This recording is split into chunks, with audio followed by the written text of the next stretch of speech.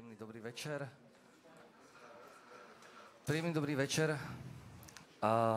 Vítam vás na poslednom dnešnom oficiálnom podujatí, pretože už rovno môžem povedať, že práve po tomto, aj keď ste to nenašli vo svojich programoch, sa nám podarilo ešte vybaviť nejakého DJ-a.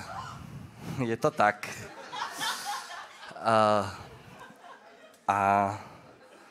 Takže nie je to úplne posledné podujatie. No a náš claim je nebáť sa nerásť a v rôznych podujatiach dostával rôzne konotácie. Či to bola konferencia, či to bola diskusia, či to bola prezentácia. A nebáť sa nerásť tu určite má zase iné konotácie. A predstavivosť je úplne na vás. V každom prípade nikto to našej autorke neprekladá, čiže v tomto momente poprosím veľký aplauz pre autorku Jüne Pla.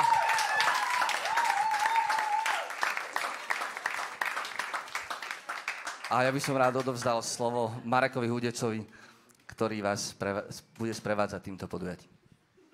Thank you. And I translated it to her, so good late evening and early night. It's a pleasure for me to introduce French illustrator and author Jüne Pla. Hello. Hello, nice to meet you. Who wrote this amazing book in French original. It's called Club. Jouissance Club. Yeah. Sorry. You're almost there. Sorry. You're almost there. Yeah, it's a long time I had French. And in English translation, it's called Bliss Club. And in reading it, for me, what I took from it, the main message was that we should be more open about how we think about sex and how we talk about it and how we enjoy it with our partners. But maybe first you could tell us what was your day job before publishing this book? My day job was I was a character designer in a video game. It was amazing, but I had this amazing idea also, and I had to work on this big job that I have, because it's a big job being a character designer, and on my Instagram account, Jouissance Club. So it was too much, but it was amazing. But was it a boring job? Not at all, not at all. I loved it. I worked on an amazing video game, and I had to quit, unfortunately, to take care about this project. But maybe one day I'll go back on the video game, yeah. So how does it started? You just told yourself that we need this encyclopedia. No, it started because it's a funny story. I was bored. And I'm getting very creative when I'm bored. And my sexuality was cool, you know. I was pretty active, but how can I say? It was always the same thing, because I was straight at the time, and I knew exactly what we are going to do, what was the plan, and I wanted to get out of this and try to explain to my partner that we could do more than this. And the message is, if it's in my book, it's we can be more creative, and that's it. I had the idea to show to one of my lover one trick. To show him an area in my vagina, and so I drew a hand touching this area, and he understood very quickly, and then the sex was amazing. So I decided to make other tricks, other illustrations, and create this Instagram account. And have you been asking for tips the people you know, or were you researching on the internet too? I experienced a lot, because I'm a very creative person, you know, when I'm bored, and when I didn't have much of inspiration, I get on the internet, but there's not so much on the internet, to be fair. And I asked my friends, and we had so amazing conversations about sex then. Yeah. And how long did it take to create it, the whole? I'll say 1 big year, but then, yeah, 1 big year to create all these tricks, all these movements. And now it's been 4 years that I'm working on it, so I'm creating some new tricks from time to time. But the yeah, we will get to that. Yeah. The sequel. Yes. So you quit your job, and how were you like getting money during that year that you were working on the book?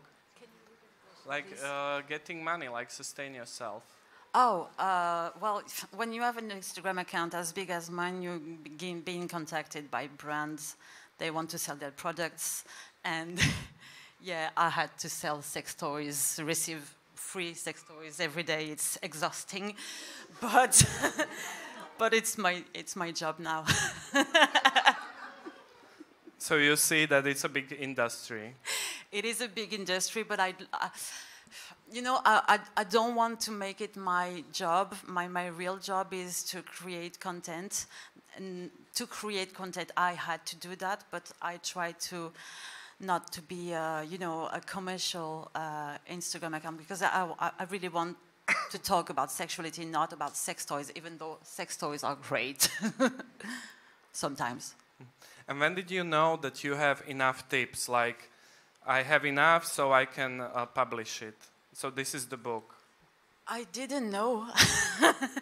Actually, a publishing house contacted me because they do that in France. You know, when they see that an Instagram account has enough followers, they contact you to make a book. And so yeah, it was easy, easy peasy. I didn't have to do nothing actually. I did have to create more content for the book because it's not everything is not on my account. So, yeah. For me, the great thing about this book is that it's very inclusive.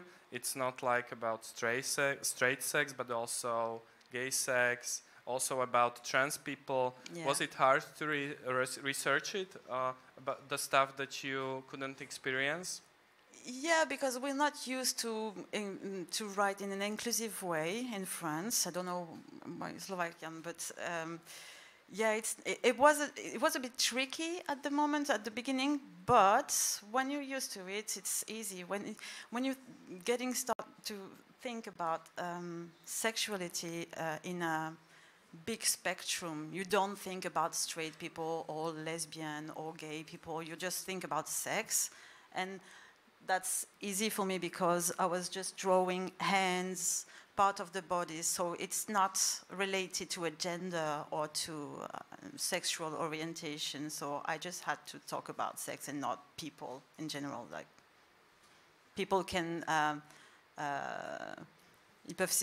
they can identify themselves whenever they want. So yeah, at the end it was easy. Was it hard to publish this idea? Like, were you trying to show it to a lot of publishers, or no, it was just the first one and they took it? I told you. Okay. A lot of publishers came to me, like 4 or 5 publishers. Crazy. And no, I didn't have to do anything. It's crazy. At the time, I had 200K followers, so they were like, yeah. Okay. Yeah, it's a big industry. Yeah. Yeah. Yeah, and afterwards, when the book was published, did you expect that it will be such a massive hit? No, not at all. 300,000 copies sold in France. 400,000. Okay. 400,000 in France, and it has been translated in 2 languages, 12 languages. Yeah, you said 13. 13, maybe.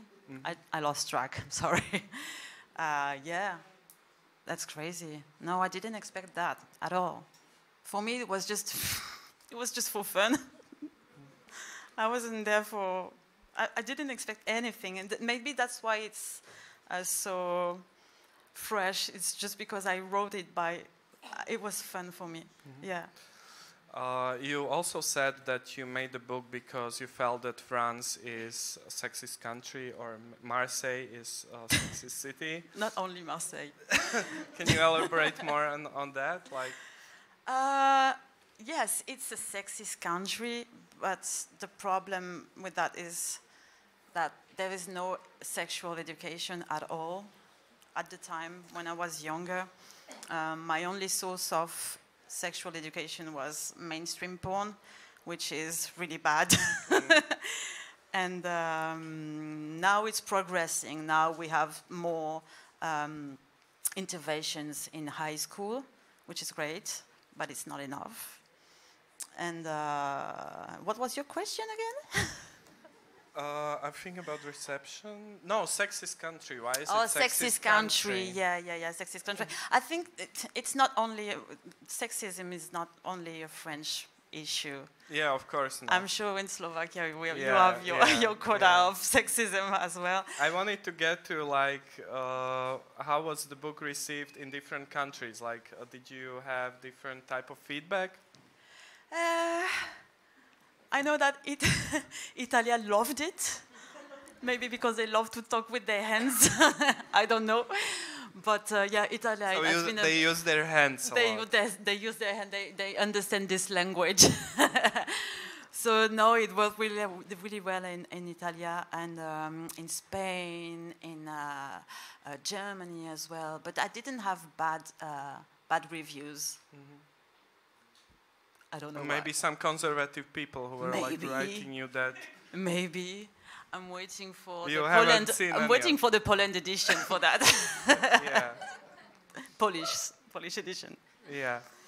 So how was the models? Have you used real people, or were you looking for pictures on the internet? Yes. I use my friend's dicks and vulva. We are very close now.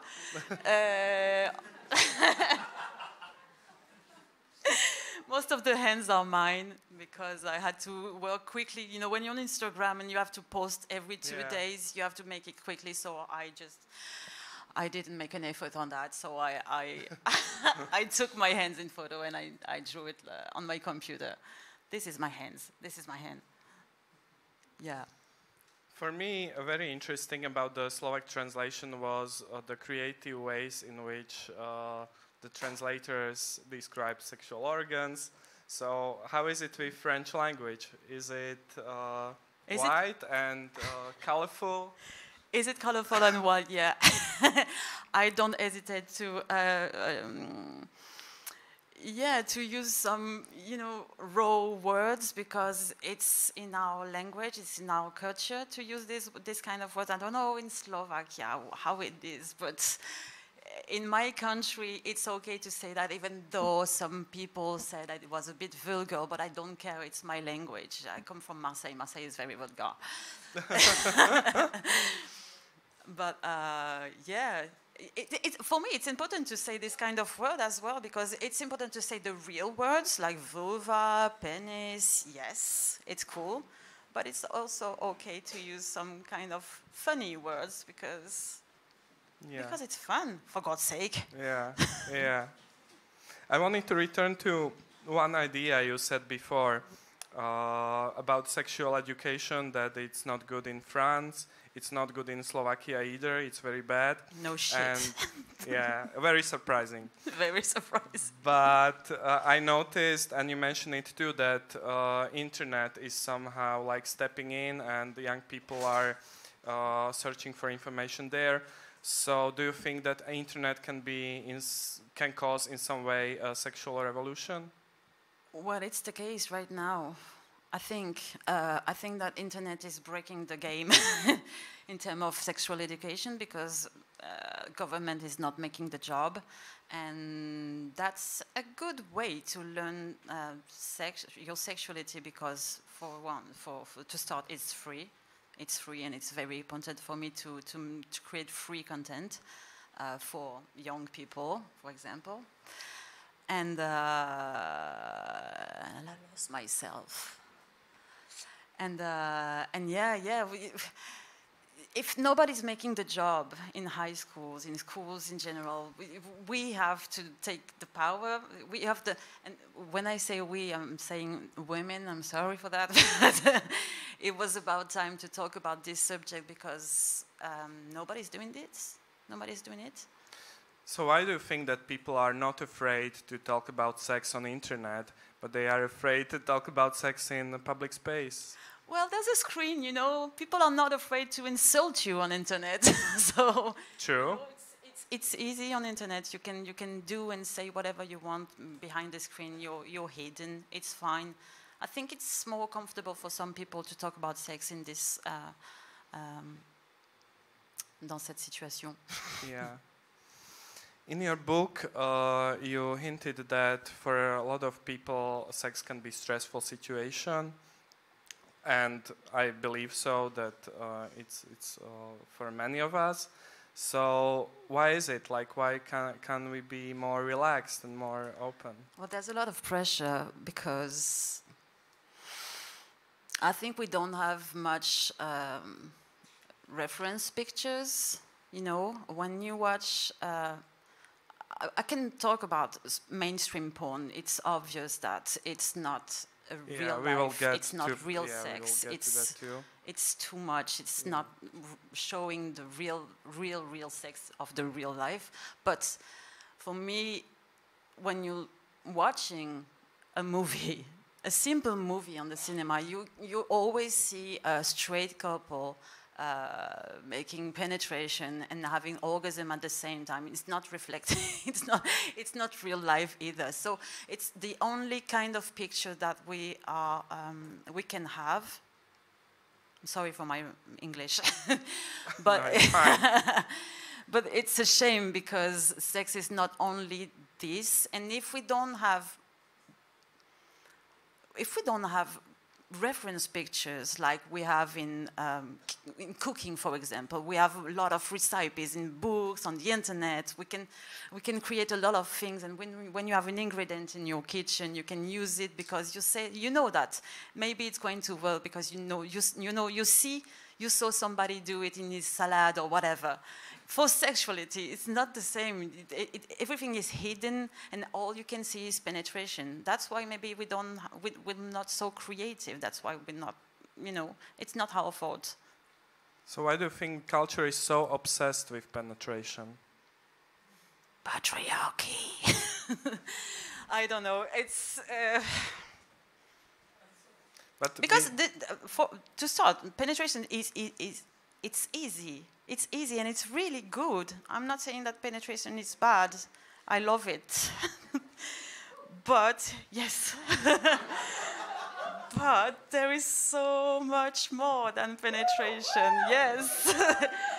And I think we are so focused on that because, like I say, the only reference pictures that we see is penetration. And why this is penetration is because maybe I'm just saying that, it's just a thought, maybe the movie we're seeing are made by men and not enough by women.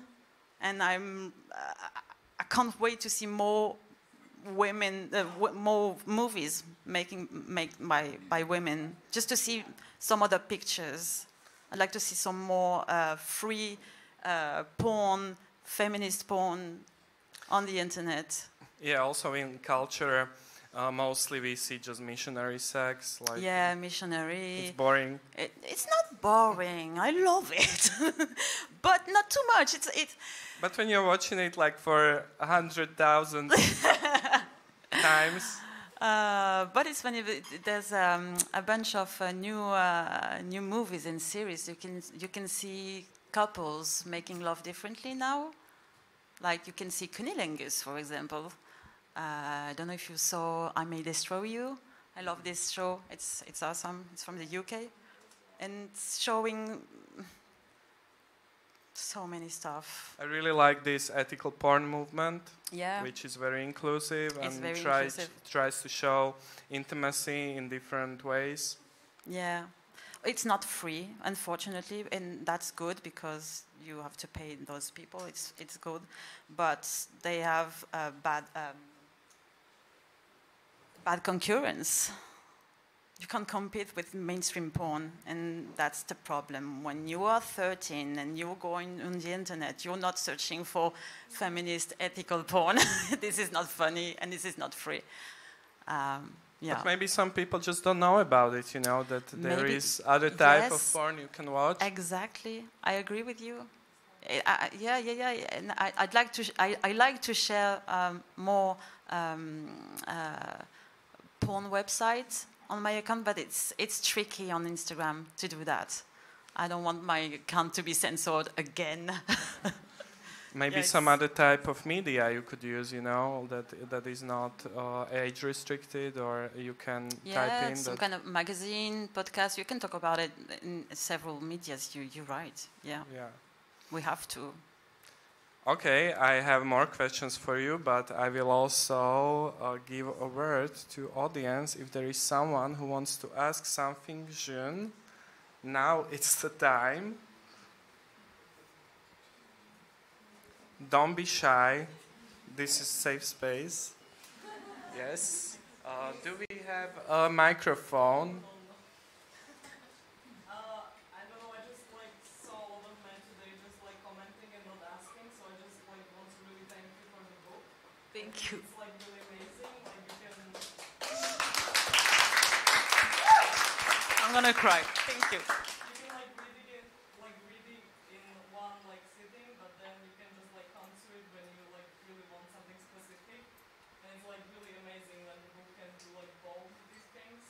So thank you. And it's also really aesthetically pleasing, which is amazing. So you did amazing job, and thank you so much. I read it on I think last December, and it was amazing. So thank you. Thank you. Thank you so much. I appreciate it. Thank you. Maybe some other comment or question? Okay, you can think about it. I will give you another moment to... So, Jüne. Yes. I think... and What's the problem with this clothes? What's the fucking problem? It's... I'm not drunk, okay? What do you have in your drink? Tell us. It's tonic, Alcohol. right? You hinted it in your book that what we often do wrong in sex is that we focus too much on ourselves. Why is it? What do you think? When I'm saying that, and I'm sorry if I'm being a little bit rough, but I'm talking about men. And I'm not saying that it's their fault. We didn't teach them to share and to give more. And that's why maybe we are so focused on penetration. You know, it's an easy way to... Something that it makes them, good. Yeah. It's an easy way to have your orgasm when you're a man. That's great for you. Thank you for you. It's fine. But it's not a great way for women, cisgender women, to have orgasm. And we need to teach that to everybody, not only men. Women has to know as well, because we are not very... nobody told them. Nobody told us about our clitoris. Yeah. I discovered my clitoris in 2018. Fucking hell. So yeah, it's not men's fault, but yeah, we're not focused on others' pleasure, and I think that's the key of being a great lover is taking pleasure by giving pleasure. Yeah. That's a nice idea. I wanted to say that also maybe it's about imagination. What I noticed in gay sex is that when some gays are just tops, they can't really know what does it feel like when you are bottom, so they can't be that good tops. Well, it's tricky. They just don't know how it feels. It's tricky because when you have a kink, it's hard to, to make it evolve. I think with the time you can become switch and then maybe bottom one day. I don't know. Everybody explores sexually as it can. I say, you can be stuck on things because of trauma, because of many things. So I don't think being only top is a problem for me. My sentence is over. Okay. I noticed on your book that it's often focusing on very anatomical tips. Yeah. Were you thinking of including more like psychological insight about how sex works? And yeah, I'd love to. I'd love to make the book bigger and add these specific things in it, because it's not only about tricks and techniques. Sex is more than that. Sex is fantasies. Sex is communication. Sex is kink. And I created a game of card. It's discussion game, actually, and it's only in France right now, but it completes really well the book, because you can ask many questions about your sexuality in your partnership, and also you can talk about all your fantasies and kinks and save some cards for later. Yeah, we should try this. Are you agree to try this? Yes, I agree. So yeah, it completes the book really well, but I'd like it to be in the book as well, because so it can be some kind of encyclopedia of sex. Mm-hmm. Yeah. I was thinking when reading the book, like, are all the tips like pleasurable for everyone? Like, I tested every tricks, and it was a pleasure for me all the time. But some tricks are not, some tricks can't work on everybody. Some tricks didn't, it was not very pleasurable for me all the time, but some people told me that they were amazed by this technique. So because we all so different, and we have to remember that all the time, that we don't have to compare to anybody. We are so fucking different. We are all fucking different. I say it 3 times because it's important, that you can't be amazed by all these tricks. Some of them are not for you. Some of them are for you. It's random. Also, I was thinking about, because I'm also adventurous, I like to try new stuff in sex. Yeah.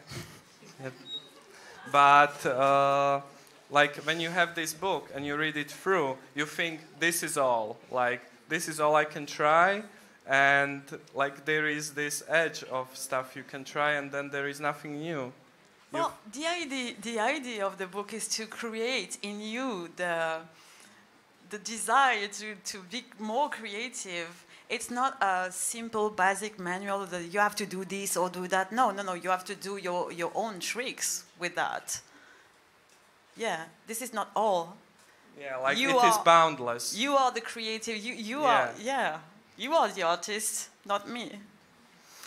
The other idea I was thinking about is like, can sex be different depending on some social situations people find themselves in? What do you think? Like, sometimes when people maybe are poor, that it's very stressful to like not focus on the life situation, and it can somehow affect the quality of their sexual life, maybe. Man, this is a tricky question, this one. Yeah. All of them are tricky, I hope. Well, I'm not a sociologist, so I'm not sure I can reply to this question. But yeah, maybe in a social environment, your sexuality will, depends on where you were born, how you've been raised, how, maybe the money you own. I don't know. It's an interesting question, though. Maybe from your experience, like, what about your friends? Like, when you talk with people, what are their thoughts on? Well, yeah, that's funny. Because yeah, when I'm speaking to my nephew, for example, he's 19.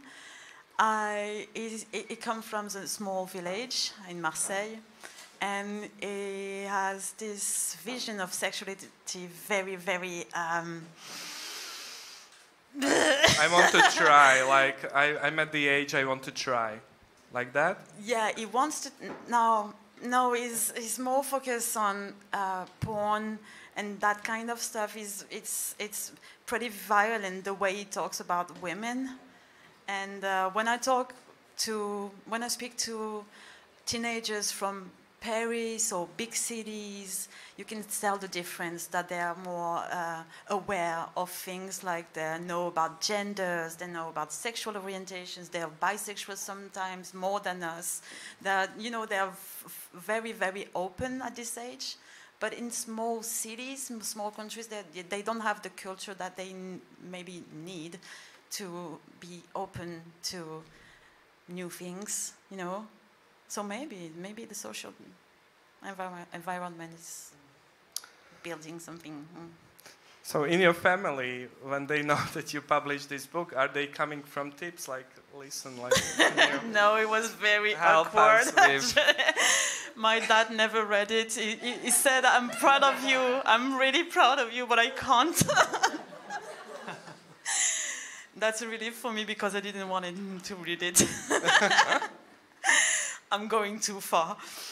No, they're very proud of me, but we don't talk about sex at home. Mm-hmm. It's embarrassing. Mm-hmm. But I'm trying to talk about sex with my nephews, and But is it okay to talk about the book, like? Or we're talking about the book. We like... talk about the money, the interviews. They're very proud. Oh, so they're happy. Yeah, they're happy. They're happy. My dad stole me a little clitoris to show his friends. That's a start. He's taking it to bar, like to show his friends. Have you already seen a clitoris? This is my dad. Okay, thank you. So now it's...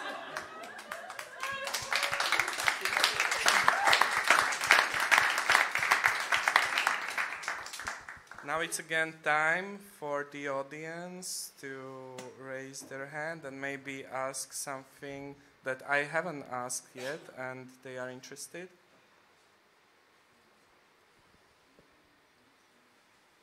I see one hand. Could you please distribute? May I? Hello. Hello, ma'am. Pleasure to meet you. My question is, how would you describe the feeling that you had when you first discovered that you want to do this project? That when? Oh, when you discovered that you want to do this project, what was the feeling? Oh, Fascination. I was very excited, but not in a sexual way. Well, yes, a little bit. But the feeling was that I had this amazing idea that I always wanted to have, to tell my partners what I wanted, but I never had the word. And I realized that I was an illustrator, and 15 years later, I had this idea. And for me, it was some kind of liberation to finally find the words or the image to show my partners what I want, like giving them the manual of my body. And so it was so cool for me to finally say the words without saying it, you know. I forgot my mic. Did you hear? Yeah. Okay. I did. Cool. So maybe some other questions. It's still time. I just wanted to ask, when you mentioned that your father didn't actually want to read the book, so did your mother want to? My mom read it, but she was like, she didn't want to talk about it after, because I'm really going, as you know, into details of my sexual life. Maybe in like 10 years it will be cool. 10 years ago, Not like 10 years like in the future when you'll be like talking and having a wag. maybe if they're not dead. Yeah. Maybe, but no, I don't know if I want to. I don't want to force them to talk about it because I know they don't have sexuality anymore. You know, my mom has menopause, so she doesn't give a shit about sex anymore.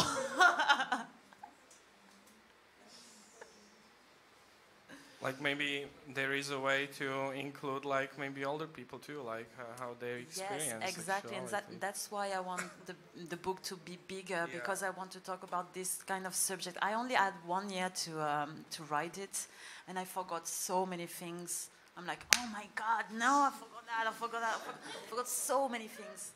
So you're already working on it. Not yet. I'm resting I'm resting just a little bit. Then we'll see. So what projects are you working on right now? I'm working on a sex toy. Sex what? I'm working on a sex toy, my own sex toy. Sex toy, okay. There is a sex toy that I really love, and I wanted to have my own, and so I'm doing it. It's like a womanizer. I don't know if everybody knows womanizer. It's it's sending pulsation on the seeing people laughing. It's sending pulsation on the clitoris, on the gland, and it's. I don't have words. Okay, So maybe one last question from the audience, if someone wants. Oh, and to... I'm working on a video game as well in VR. Yeah, it's going to be crazy.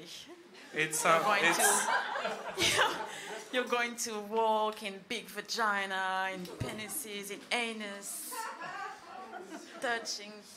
Like sexual education video. Yes, exactly. Nice. Yeah. Okay, so question? If not, maybe. Somebody. Yeah. So you mentioned that you hadn't like worked with scientists a lot, and do you like want to do that in the future, or like what do you think about that? Because like probably science would be able to tell you a lot about this subject, I suppose. Yes, I'm not sure I understand your question, but yeah, So like, why didn't you use more science in the book, or like, do you ever want to like explore the science side of this? Yes, so I worked with the scientists for the anatomical parts. The first part of the book has been written with the scientist. Hopefully she was there because I was reading so many bullshit. But what I found interesting in this project was to work in collaboration with my followers. I made so many stories where I was asking them to reply to questions, so I had a bunch of answers about the reaction of their body, and it was amazing because I at this moment I created a big data of I don't have words. Do you understand what I'm saying? I created a big basis of data. Data set. Yes, thank you, merci. rien. And what's interesting in this project is that people wrote the book for me. I didn't do shit.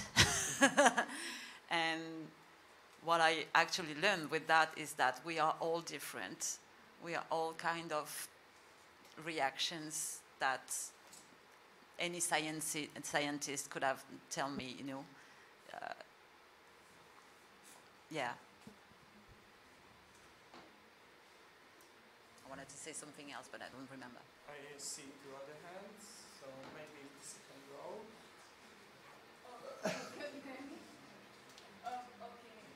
What the fuck, Nikki? She's like my mom. It's not true. You said that you try and speak to men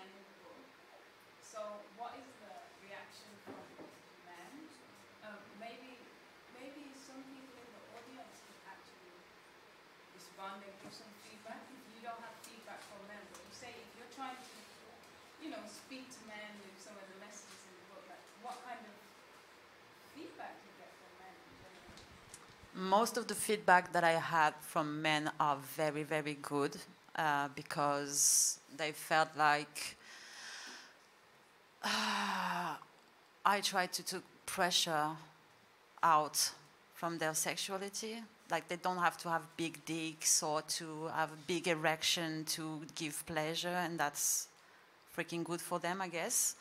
But some of I heard about some reaction that were very violent. One of my followers, she tried to offer the book to her boyfriend, and he took the book and he put it in the trash can, saying that it's bullshit. Like, I don't need this. But it's. Did you break out? I hope so. Who said that? I hope so. Fucking hell.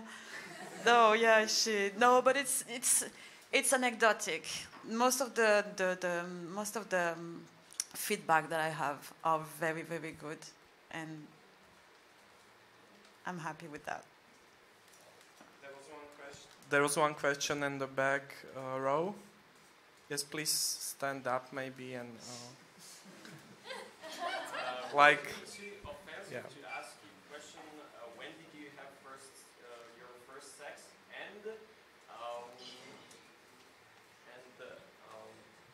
people force you to do this kind of thing, to write this book? Well, did the people around you forced you in a way to write this kind of book? No, I wanted to write it. I've never been forced to do it. I love consent. So I did it by myself with pleasure and joy. I also believe the first question was quite intimate, so feel free not to respond. I'm okay to talk about every intimate thing. I'm okay to talk about sex and even my sexuality. No, I'm fine. And that's actually a good question, because most of the people think that their first time is about penetration.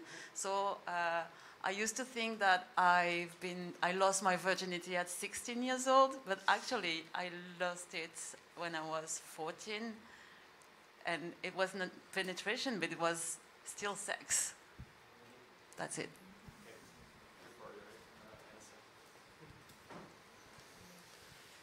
Okay, so maybe for the closing, you already talked about it a bit. Like, in which ways the book and writing of it really changed your life? Oh, that's a funny question. It changed my life because not in a good way. I mean, yes.